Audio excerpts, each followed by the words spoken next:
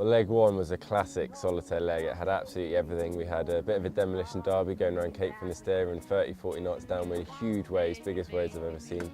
I broke my speed record on the boat for 22 knots of boat speed, which was pretty epic. So complete shutdown as well, to no breeze, and then also having to make some big choices, big gambling decisions between going inshore and offshore as well, and lots of position changing. I think everyone had a moment when they were in the top 5. But the key was to finish there, and we obviously all didn't do that, and yeah, it was a tough leg for sure. I think the highlight of the race for me was just the racing that we had during the middle of the night going around Cape Finisterre, and we had 20 boats all lined up, all pushing at a relentless pace in conditions that normally if you were out there you'd just be trying to survive in, and we were out there pushing as hard as we can with kites and trying to get as much time on each other as possible, and it's pretty special, and you've got a huge amount of respect for your other competitors out there doing the same thing. It's not an easy job.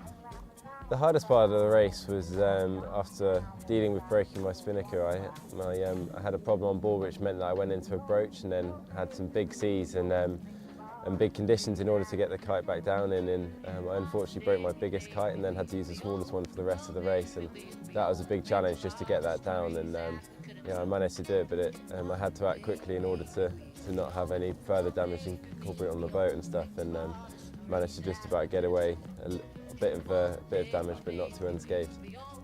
I ripped it just before it got light this morning in a 30-35 knot squall.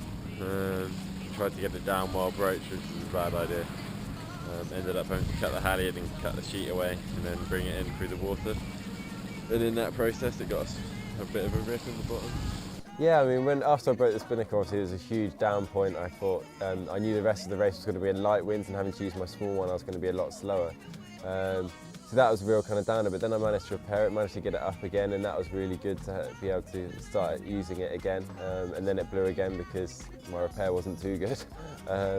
But no, it's such an emotional roller coaster up and down the whole time, the whole race. You're on a high, you're on a low, and it's a really difficult thing to try and deal with and try and just even those mental highs and lows out a bit. But yeah, it's definitely difficult for sure.